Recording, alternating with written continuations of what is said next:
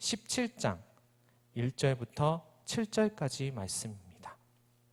출애굽기 17장 1절부터 7절까지 말씀, 우리 한 목소리로, 큰 목소리로 함께 읽도록 하겠습니다. 시작. 이스라엘 자손의 온 회중이 여호와의 명령대로 신광야에서 떠나 그 노정대로 행하여 르비딤의 장막을 쳤으나 백성이 마실 물이 없는지라. 백성이 모세와 다투어 이르되 우리에게 물을 주어 마시게 하라. 모세가 그들에게 이르되 너희가 어찌하여 나와 다투느냐? 너희가 어찌하여 여호와를 시험하느냐? 거기서 백성이 목이 말라 물을 찾으매 그들이 모세에게 대하여 원망하여 이르되 당신이 어찌하여 우리를 애굽에서 인도해 내어서 우리와 우리 자녀와 우리 가축이 목말라 죽게 하느냐? 모세가 여호와께 부르짖어 이르되 내가 이 백성에게 어떻게 하리이까? 그들이 조금 있으면 내게 돌을 던지겠나이다. 여호와께서 모세에게 이르시되 백성 앞을 지나서 이스라엘 장로들을 데리고 나일강을 치던 내 지팡이를 손에 잡고 가라. 내가 호렙산에 있는 그 바위 위에서 내 앞에 서리니 너는 그 반석을 치라. 그것에서 물이 나오리니 백성이 마시리라. 모세가 이스라엘 장로들의 목전에서 그대로 행하니라. 그가 그곳 이름을 마사 또는 무리바라 불렀으니 이는 이스라엘 자손이 다투었으며 또는 그들이 여호와를 시험하여 이르기를 여호와께서 우리 중에 계신가 안 계신가 하였음이더라. 아멘. 네, 오늘도 저를 따라서 한번 해주시길 바랍니다. 가슴에 손을 얹고 저를 따라해 주시길 바랍니다. 하나님은 나를 사랑하십니다. 나는 그 사랑 안에 있습니다. 주님께서 나에게 말씀하십니다. 그 말씀대로 살겠습니다. 아멘. 네, 오늘 광야학교 101 두 번째 시간입니다. 지금 우리가 광야에 들어섰다고 한번 상상해 보십시오. 실제로 우리는 인생의 광야를 지나가고 있습니다. 그렇다면 광야, 이 사막에서 우리가 목표로 삼을 만한 것이 무엇이 있겠습니까? 광야에서 목표로 삼을 만한 거예요. 광야는 성공이라는 것을 목표로 삼기에는 참 어려운 환경입니다. 광야에서는 정상에 오르는 일이 거의 없거든요. 정상에 오르는 것 자체가 목표가 될 수 없기 때문입니다. 모래 언덕 하나쯤 정복한다고 해서요, 달라지는 게 하나도 없거든요. 딱 한 가지, 목표로 삼을 만한 것이 있다면 그것은 광야를 무사히 빠져나가는 데 있을 것 같습니다. 광야에서 가장 중요한 것은 분명 생존이죠. 살아남는 것이죠. 광야를 끝까지 뚫고 지나가는 것이죠. 끝까지 나 자신을 지키고 유지하면서 무사히 광야를 돌파해 나가는 것이 어떻게 보면 당연한 목표일 것입니다. 오늘날 우리는 세상이라는 광야, 세상이라는 사막에서 생존하려고 발버둥 치고 있습니다. 크리스천이라는 정체성을 지키면서 세상에서 살아남는 것만으로도 사실 굉장히 버겁잖아요. 여러분들 크리스천으로서, 신앙인으로서 살아가는 거 쉽지 않지 않습니까? 그렇게 신앙적으로 성공했다고 말할 수 있을 정도로 나가는 게 힘겨운 세상입니다. 힘겹게 믿음을 지켜나가고 있습니다. 보통 성공을 논할 때 한결같이 이런 식으로 비유하더라고요. 인생을 산에 오르는 것으로 비유를 하더라고요. 혹시 지그지글러의 정상에서 만납시다라는 책을 보신 적 있으세요? 아니면 제목이라도 들어보신 적 있으세요? 정말 오래된 책이지만 자기계발서의 대표격인 굉장히 유명한 책입니다. 제가 초등학교 들어가기 전에 아버지께서 이 책을 저에게 선물해 주시더라고요. 굉장히 앞서가셨죠. 그래서 한번 읽어봤던 적이 있는데요. 이런 류의 책들은 어떻게 하면 정상의 자리에 오를 수 있는지, 어떻게 하면 성공의 기회를 얻고 성공한 인생을 살아갈 수 있는지 그 비결을 알려주는 책입니다. 하지만 성경은 다릅니다. 자기계발서와 다릅니다. 많은 사람들이 성경을 인생 성공의 지침서로 삼기는 하지만 성경은 정상의 자리에 오르는 방법을 알려주거나 아니면 어떻게 하면 성공할 수 있느냐를 가르쳐주는 자기계발서가 절대로 아닙니다. 물론 성경 인물 중에 몇몇 사람들은 세상적으로 보기에도요, 엄청난 성공을 이룬 사람들이 등장하거든요. 요셉도 있고 다니엘도 있고 쟁쟁한 사람들이 있지 않습니까? 그리고 이 많은 인물들을 목사님들께서 그들의 삶을 이야기하면서 성공하려면 이렇게 해야 한다. 이렇게 하면 우리도 세상에서 성공한 인생이 될 수 있다라는 식의 이야기를 많이 하십니다. 성공 공식을 이야기하시죠. 하지만 하나님께서 그들의 삶을 보기 드문 성공의 자리로 이끌어 주시고 우리들에게 말씀으로 보여주신 본질적인 이유는요, 어떻게 살면, 이렇게 살면은 너희도 세상에서 성공할 수 있어를 말씀하기 위해서가 아닙니다. 인생 공식을 말씀하시기 위해서가 절대로 아닙니다. 그저 하나님의 백성이 약속의 땅으로 들어갈 수 있도록 몇몇 사람들의 성공을 허락하셨을 뿐이지, 이렇게 하면 성공한다라는 식의 공식을 알려주신 것은 절대로 아니거든요. 만약에 그게 절대 공식이라면은 성경에 나오는 몇몇 인물들의 그러한 스토리들이, 그러한 공식화될 수 있는 부분들이 진짜 성공의 공식이라면은 요셉의 꿈 공유법 이런 것들이나 아니면은 다니엘 기도법으로 기도한 사람들은 전부 다 성공해야 됩니다. 저도 해봤거든요. 근데 그렇게까지 성공할 수는 없더라고요. 오히려 성공은 어떻게 하면 성공한다를 논하기보다는 믿음의 사람으로서, 우리 크리스찬으로서 인생의 광야길을 어떻게 지나가야 하는지를 이야기하고 있습니다. 성공의 길이 아니라 구원의 여정을 이야기하고 있습니다. 사실 광야는 쉬운 길이 아니에요. 산을 오르기가 쉽지 광야를 지나가는 것이 훨씬 더 어렵습니다. 산은 그래도 내가 가고자 하는 고지가 보이잖아요. 멀리서 이렇게 보면 고지가 보이지 않습니까? 근데 광야는 그 끝이 보이질 않습니다. 얼마나 더 가야 하는지 짐작조차 할 수 없습니다. 산은 먼저 지나간 사람들이 만들어 오는 길이라도 있지 광야는 길도 없습니다. 혹여나 누군가가 일부러 길을 만들어 놓았다 하더라도요, 금세 모래바람에 덮여져서요 묻혀버리게 됩니다. 길이 사라져버립니다. 산은 쉽게 변하지 않지만 지형이 쉽게 변하지 않죠. 하지만 광야는 하루가 다르게 변합니다. 오늘 있었던 모래 언덕이 내일쯤이면 감쪽같이 사라지는 곳이 광야, 사막입니다. 광야는 모든 것이 불확실하죠. 그래서인지 아무리 자신감이 넘치는 사람도요, 광야에 들어서는 순간 자신의 무능력함을 절감하게 됩니다. 산은 오르다가요 힘들면은 되돌아서서 다시 내려가면 됩니다. 근데 광야는요 되돌아갈 방법을 잘 몰라요. 방향 감각을 잃어버리게 되거든요. 자신이 지금 어디쯤 왔는지조차 모르기 때문입니다. 방향도 못 잡습니다. 인생도 똑같지 않습니까?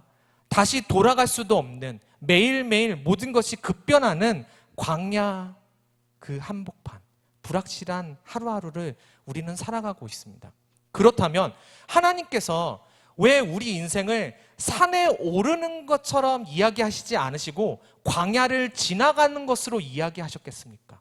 성경은 분명 광야 이야기들로 가득합니다. 광야를 지나는 법을 이야기합니다. 도대체 광야가 무슨 역할을 하기에 우리를 광야와 같은 세상으로 들어가게 하셨겠습니까?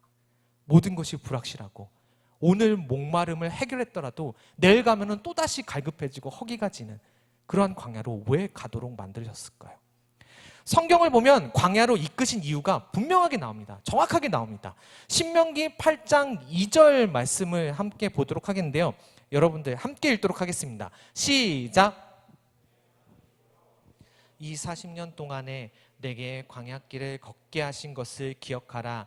이는 너를 낮추시며 너를 시험하사 내 마음이 어떠한지 그 명령을 지키지 않는지 알려 하심이라. 내 하나님 여호와께서 이 40년 동안 내게 광야길을 걷게 하신 것을 기억하라. 이는 너를 낮추시며 너를 시험하사 내 마음이 어떠한지 그 명령을 지키는지 지키지 않는지 알려 하심이라. 얼핏 보면 광야로 들여보내신 이유가요 여러 개인 것처럼 보입니다. 낮추시고 시험하시고 마음이 어떤지 보시고 명령을 지키는지 지키지 않는지 그거를 보시려고 하는 것처럼 보입니다. 그런데요 따지고 보면 단 한 가지의 목적을 두고 우리를 광야길로 들여보내셨습니다. 그것이 무엇입니까? 하나님께서 우리를 낮추셨을 때, 열악한 환경으로 끌어내리셨을 때, 그때에도 하나님의 말씀을 전적으로 신뢰하면서 따를 수 있는 마음이 있는지 없는지를 확인하시기 위해서입니다. 단 한마디로 얘기하면 그렇습니다. 따지고 보면요, 한없이 낮아질 수밖에 없는 광야에서 자신의 연약함을 인정하고요, 하나님 없이는 살 수 없다는 그런 마음으로 다듬어가는 곳이 그러한 학교가 광야인 것이죠. 그럼 우리는 광야 같은 세상에서 낮아진 마음으로 하나님을 전적으로 신뢰하면서 그렇게 살아가고 있습니까? 우리 세상에서 살아가면서 하나님을 전적으로 신뢰하면서 그렇게 살아가고 있나요? 사실 우리는 그럴 줄 못합니다. 정말 그것을 하기 힘들어합니다. 하나님께서 하나님을 더 굳게 붙잡으라고 우리를 낮추실 때, 우리의 상황을 힘겨운 곳으로 이끌어내실 때 하나님께서 하시는 일들을 우리는 제대로 신뢰하지를 못합니다. 이해하지를 못합니다. 오히려 왜 이렇게 하시냐고 따지고 원망을 하죠. 이스라엘 백성들도 똑같았습니다. 구약 대부분의 말씀을 보면요, 이스라엘 백성들의 마음 상태를 이런 식으로 정말 많이 표현합니다. 하나님께 원망하다, 원망하다, 원망하다. 광야 생활 내내 그럽니다. 정말 안 변합니다. 어떻게 이렇게 안 변하는지 의아할 정도로 안 변합니다. 오늘 본문 말씀에서 원망하다라는 단어와 함께 이와 비슷한 의미를 지닌 다른 표현이 하나 더 나오거든요. 2절 말씀입니다. 백성이 모세와 다투어 이르되 우리에게 물을 주어 마시게 하라. 모세가 그들에게 이르되 너희가 어찌하여 나와 다투느냐? 너희가 어찌하여 여호와를 시험하느냐? 불만 가득한 모습으로 지도자 모세와 다투고 있습니다. 다툰 것이 뭐 큰일이라고, 뭐 살다 보면은 다툴 수도 있지, 뭐 안 다투면서 사는 사람이 어딨어, 이렇게 생각할 수도 있습니다. 그런데요, 여기서 다투다라는 말의 의미는 그냥 말다툼 정도가 아닙니다. 이 다투다라는 뜻을 지닌 히브리어 단어 리브라는 단어가 있는데요, 이 단어는요 법정 용어입니다. 법정에서 쓰는 용어입니다. 심판을 할 때, 재판을 할 때 사용하는 단어입니다. 송사하다, 고소하다라는 의미를 지닌 단어거든요. 왜 우리들도 말다툼하다 보면은 당신 좀 콩밥 좀 먹어야겠는데 정신 좀 차려 막 그러면서 법적으로 고소하겠다고 뭐 법정 가자, 법원 가자, 경찰서 가자 막 소리 지르지 않습니까? 격해지면요. 그리고 실제로 막 끌고 가잖아요. 그런 모습이라고 생각하시면 맞을 것 같습니다. 단순히 말다툼 정도가 아니라요, 너를 법적 심판대에 세우겠다라는 그러한 의미입니다. 사건의 발단은 이런데요, 1절 말씀입니다. 이스라엘 자손의 온 회중이 여호와의 명령대로 신광야에서 떠나 그 노정대로 행하여 르비딤의 장막을 쳤으나 백성이 마실 물이 없는지라. 광야다 보니까요, 사막이다 보니까 마실 물이 없는 거예요. 그래서 고생을 하고 있습니다. 그러다 2절에서 물을 달라고 요구하기 시작하고요, 3절에 들어서서는요 이렇게까지 말을 합니다. 3절 말씀 함께 보겠습니다. 다 같이 함께 읽겠습니다. 시작. 거기서 백성이 목이 말라 물을 찾음에 그들이 모세에게 대하여 원망하여 이르되 당신이 어찌하여 우리를 애굽에서 인도해 내어서 우리와 우리 자녀와 우리 가축이 목말라 죽게 하느냐? 우리를 왜 죽게 하느냐? 원망하기 시작합니다. 힘들긴 했지만 먹고 마시는 것, 그리고 걱정 없이 지내던 애굽 땅에서 왜 쓸데없이 끄집어내서 이 물도 없는 광야에서 목말라 죽게 만드냐고 그렇게 죗값을 모세에게 떠넘기고 있습니다. 그런데요, 2절 말씀 다시 한 번 더 보겠는데요, 모세가 너희가 어찌 나와 다투느냐라고서 말한 다음에 뭐라고 말하고 있습니까? 그 다음에 뭐라고 쓰여져 있습니까? 어찌하여 여호와를 시험하느냐라고 말합니다. 무슨 말입니까? 지금 모세만 원망하고 있는 것입니까? 여호와를 시험한다라는 것은요, 하나님을 못 믿겠다라는 말입니다. 원망의 소리입니다. 이스라엘 백성들이 간이 부었는지 모세에게만 잘잘못을 따지는 것이 아니라 하나님까지 싸잡아서요 모세와 공범으로 몰아세우고 있는 것입니다. 여러분 상상이 되세요? 이 상황이요? 지금 상황은요 이런 거와 마찬가지예요. 제가 길을 가다가 어떤 벤치에 앉아있는 아가씨를 보게 됐어요. 그 아가씨가 계속 막 흐느끼고 있는데 제가 다가가서 너무 안쓰러워서 다가가지고 물어보기 시작합니다. 도대체 무슨 일 때문에 이렇게 울고 계세요? 물어보니까 자신이 빚을 너무 많이 졌는데 그 빚을 갚기 위해서 주점에 가서 일을 하고 있다, 그렇게 얘기를 하는 거예요. 자기가 종처럼 그곳에서 일을 하는데 너무 힘들어서 여기에서 벗어나고 싶다라는 이야기를 합니다. 그래서 제가 그 주점을 찾아가서 사장에게 빚 1억을 다 갚아주고 그 아가씨에게 다가갔어요. 이제 세상에 나아가서 마음껏 꿈을 펼치십시오 라고 이야기하는 그 상황을 한번 상상해 보세요. 실제로 그랬다라는 게 아니라요. 그런 상황을 상상해 보세요. 그리고 며칠 후에 그 아가씨가 저를 찾아오더니 삿대질을 하면서 당신 때문에 멀쩡한 직장을 잃었다고 저에게 소리친다고 생각해 보십시오.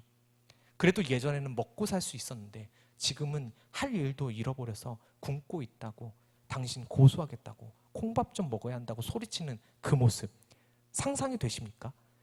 지금 이 말씀의 내용이요, 그런 상황입니다. 이렇게 나오자 모세는요, 여호와 하나님께 울부짖으면서 하소연을 합니다.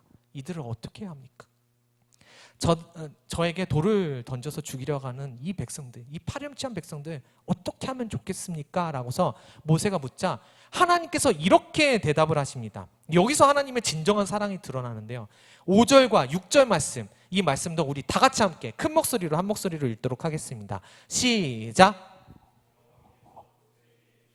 백성 앞을 지나서 이스라엘 장로들을 데리고 나일강을 짓던 내 지팡이를 손에 잡고 가라.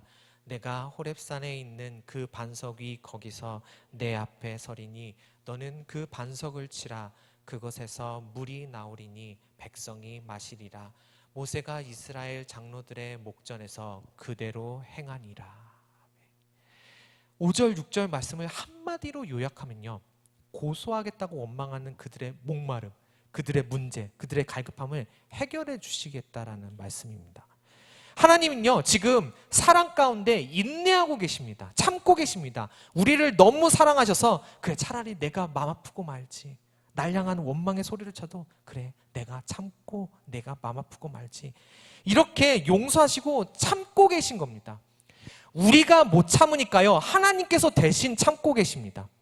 속이 타고 썩어 들어가셔도 하나님께서 그들을 용서하시기로 작정하신 거죠. 단순히 용서만 하신 것이 아니라 이스라엘 백성들의 필요 역시 채워주십니다. 반석을 쳐서 물을 내주시잖아요. 여기서 한번 잘 생각해 보세요. 여러분들 정신 바짝 차리고 잘 생각해 보세요. 하나님께서 무언가를 여러분들에게 채워주실 때 전혀 예상치 못한 장소에서 전혀 예기치 못한 방법으로 우리들을 채워주시지 않습니까? 그런 경험 없으세요? 상식적으로 보통 광야나 사막에서 물을 찾을 때는요, 바위 위를 보는 것이 아니라 바위 밑을 봅니다. 바위를 들어서 그 밑을 봅니다. 광야에서 물을 찾을 때는 바위 밑에 땅을 파보기 시작합니다. 깊이 파봅니다. 그것이 일반적으로 물을 얻는 루트잖아요. 그런데 하나님께서는 바위 밑을 파보라고 말씀하시는 것도 아니고 바위 위를 치라고 말씀하십니다. 상상도 못한 방법으로 물을 내어주십니다. 항상 우리들의 삶을 되돌아보면 하나님께서 우리를 채워주실 때 정말 생각지도 못한 장소에서 우리를 채워주십니다. 기가 막힌 방법으로 우리의 갈급함을 채워주십니다. 그렇지 않습니까? 우리가 하나님을 만나는 장소가 사실 그런 장소예요. 예기치 못한 장소, 예기치 못한 방법. 저도 그런 경험이 참 많은 것 같아요. 예를 하나 들어볼게요. 신학교 다닐 때, 실화예요, 진짜로 있었던 일인데, 건강이 항상 저지체력이잖아요. 건강이 그때도 악화되어서 시험도 못 보게 되는 그런 상황이 이르렀습니다. 입원하게 되는 그런 일이 있었거든요. 그렇다 보니까 시험을 못 보면 성적이 엉망으로 나올 수밖에 없잖아요. 그래서 딱 한 번 장학금을 놓치게 된 적이 있었는데, 그때 학비 때문에 걱정이 너무나도 많았어요. 머릿속에는 온통 학비, 어떻게 학비를 해결하지? 그 생각밖에 없었습니다. 이제 병원에 가서 또 치료를 받으려고 의자에 앉아 있는데 거기서 또 학비 걱정하면서 한숨을 푹푹 내셨습니다. 속으로 하나님을 엄청나게 원망했어요. 신학교를 보내셨으면 학비라도 보장해 주시던지, 학비 안 주실 거면 건강이라도 보장해 주시던지, 이러면서 계속 꼬리에 꼬리를 물면서 원망을 하고 있었습니다.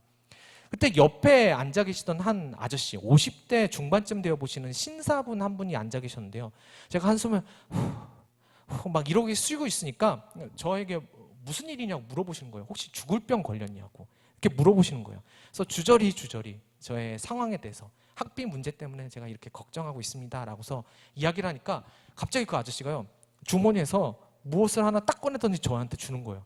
깜짝 놀랐어요. 여호와의 증인 전도진 줄 알고서 제가 안 받으려고 손사래를 막 치고 있는데, 근데 그 아저씨가 저에게 이렇게 말씀을 하십니다. 오늘 적금 부었던 것을 찾아가지고 오는 길인데 이 돈을 어디에다 써야 될지 고민하고 있었다고. 이제야 이 돈을 찾은 이유를 알겠다면서 그 돈 봉투를 저에게 주셨던 거예요. 여호와의 증인 전도지가 아니라 돈 봉투를 저에게 주셨던 거예요. 거기에 200만 원이라는 큰 돈이 들어있었거든요.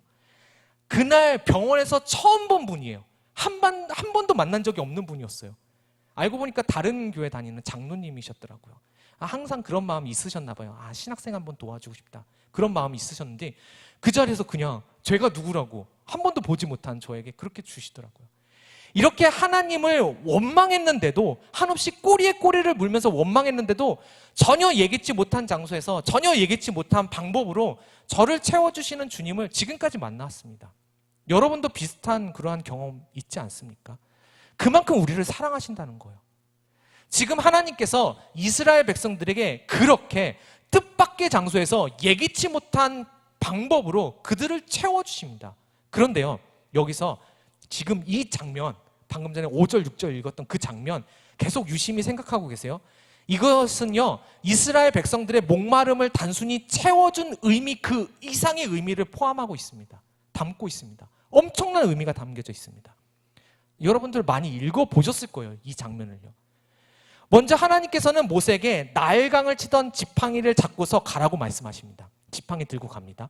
우리가 보통 생각하는 모세의 지팡이, 무언가 멋지고 크고 긴 막대기 생각하지 않습니까? 긴 지팡이, 능력 있어 보이는 그런 지팡이라고 생각합니다. 막 팔뚝 이상의 그 두 개가 가지가 이렇게 얽혀져 있는 그러한, 간달프가 들고 다닐 만한 그러한 지팡이. 여러분들 그런 거 많이 생각하지 않으세요? 하지만 모세의 지팡이는요, 우리가 생각하는 지팡이와 많이 다릅니다. 어떻게 보면 전혀 달라요. 영어 성경을 보면요, 좀 더 정확하게 원어에 가깝게 되어 있는데 스태프 또는 러드라고 그렇게 표현이 되어 있습니다. 그렇게 이야기합니다. 그냥 한 1m쯤 되는 짧은 막대기예요. 스틱이에요. 그런데 이 단순한 막대기가요, 단순한 그냥 막대기로 끝나버리는 것이 아니라 지휘봉의 역할을 하는 그러한 막대기입니다. 모세의 지도권과 권위를 나타내는 그러한 막대기였습니다. 왜 우리가 파라오나 아니면은 고대 왕들의 모습을 담고 있는 그런 다큐멘터리를 보면은 금과 보석으로 장식한 막대기 같은 걸 들고 있지 않습니까? 파라오 관도 보면은 스틱 2개 딱 들고서 이러고 있잖아요. 그런 거 우리가 기억하고 있지 않습니까? 그런 권위를 표현하는 막대기입니다. 그리고 간혹 재판을 하면서 죄인들에게 최종 심판을 내릴 때 의자에 딱 앉아서 그 막대기를 탕 칩니다. 그 막대기로 내리친다는 것은요, 지금 정의를 집행하겠다라는 그러한 의미입니다. 모세의 지팡이가 이런 역할을 하는 지팡이였습니다. 분명 오늘 말씀 속에서 그 막대기로 심판을 받아야 할 대상은요, 이스라엘 백성들입니다. 그런데 모세에게 그 막대기를 들고 이스라엘 백성을 지나서, 말씀을 자세히 보십시오. 백성들을 지나서 하나님이 있는 그 반석 앞에 서라고 말씀하십니다. 백성들을 등지고요, 하나님을 향해서 서도록 그렇게 말씀하셨습니다. 마치 백성들이 배심원이 된 것 마냥 등 뒤에 있고요, 그 반석 앞에 섭니다. 그리고 오히려 하나님은 그 반석 위에서 심판대에 서신 것 마냥 백성들을 향해서 서시겠다고 그렇게 말씀하십니다. 6절 전반부에 보면 하나님께서 이렇게 말씀하십니다. 내가 호렙산에 있는 그 반석 위, 거기서 내가 앞에 서리니. 반석이 거기서 내가 앞에 서리니. 앞에 선다고 말씀하셨는데요, 보다 정확하게 보면은 before you, 너를 향해서 서시겠다고 그렇게 말씀하신 거거든요. 너를 향해서, 너희들을 향해서. 항상 사람들이 하나님을 향해서 섰지, 오늘 이 말씀처럼요, 하나님께서 백성들을 향해서 서신 적은요, 단 한 번도 없습니다. 이 말씀이 처음입니다. 누구 앞에 상대방을 향해서 선다는 것은 무엇을 의미합니까? 낮은 자가 높은 자를 향해서 섭니다. 죄인이 심판자를 향해서 섭니다. 종이 주인 앞으로, 주인을 향해서, 백성이 왕을 향해서 섭니다. 단 한 번도요, 하나님께서 그 누군가를 향해서 서신다는 말씀이 나온 적이 없었습니다. 이 말씀 외에는. 그런데 오늘 이 말씀에서 처음으로 나옵니다. 반석 위에 서셨습니다. 그리고 모세에게요, 그 심판의 막대기를 들고서 내리치라고 말씀하십니다. 하나님을 치라고 말씀하시는 거예요. 백성들은 오히려 배심원 자리에 서게 하시고 하나님 그분 자신은 죄인의 자리에 서서요 공의의 지팡이로 내리치심을 당하십니다. 그렇게 스스로 자처하셨습니다. 이때 모세는요 왜 이렇게 행하라고 했는지 이해 못했을 것 같아요. 이런 행동이 뭘 의미하는지 전혀 몰랐을 겁니다. 이러한 행동이 장차 무엇을 의미할 것인지 모세는요 상상도 못했을 겁니다. 그런데 우리는 알죠. 이게 뭘 의미하는지. 하나님께서 사랑하심으로 대신 아파하시고 죄인의 자리에 서시고 스스로 공의를 행하시고 맞이한 백성들에게 생명을 살리는 생명수를 공급하시는 그 모습, 무엇을 의미하는지 우리는 알고 있지 않습니까? 예수 그리스도 십자가의 사랑을요 우리는 분명히 알고 있습니다. 예수님께서 행하신, 하나님께서 행하신 그 사랑 우리 알고 있습니다. 하나님은 지금 모세에게 그리고 이스라엘 백성들에게 구원의 소망을 보여주고 계신 거예요. 십자가 사건을 그들에게도, 수천 년 전 그들에게도 십자가 사건을 보여주고 있는 정말 귀한 말씀입니다. 심판의 지팡이로 심판을 받아야 할 우리 대신에 하나님께서 심판을 받으시고 대신 벌을 받으시겠다는 십자가의 소망을 우리에게 보여주십니다. 오늘 이 말씀을 통해서요. 우리는 이 소망을 알기 때문에, 이 소망이 있기 때문에 광야 같은 인생길을 끝까지 돌파해 나아갈 수 있는 겁니다. 이 소망이 없으면 광야 같은 인생 어떻게 살아가겠습니까? 오늘도 광야길을 걷고 있는 우리 새공동체 여러분, 우리 청년 여러분, 사실 우리는요 십자가 예수 그리스도라는 소망이 있기 때문에 광야 여정을 완주할 수 있는 겁니다. 이 소망이 없이는요 광야길을 완주할 수가 없어요. 끝까지 갈 수가 없습니다. 예기치 못한 장소에서 예기치 못한 방법으로 임한 구원의 은혜, 그 은혜가 우리 인생길을 끝까지 갈 수 있도록 채워줍니다. 그 은혜가 우리를 채웁니다. 하나님만이 유일한 만족함이 되시거든요. 예수님만이 우리의 생명수가 되시거든요. 광야는 우리를 낮춰서요 예수 그리스도로, 하나님으로 가득 채우는 그러한 장소입니다. 그러한 학교입니다. 오늘도 불평, 불만이 가득하신 우리 청년들 계세요. 불평, 불만이 아니라요 하나님을 전적으로 신뢰하면서 나아갈 수 있는, 하나님 왜 이러셨어요? 그렇게 불평하면서 나가는 게 아니라 하나님을 끝까지 신뢰하면서 나아갈 수 있는, 그래서 광야 같은 세상에서 끝까지 완주할 수 있는 우리 새 공동체가 될 수 있기를 간절히 바랍니다. 기도하겠습니다.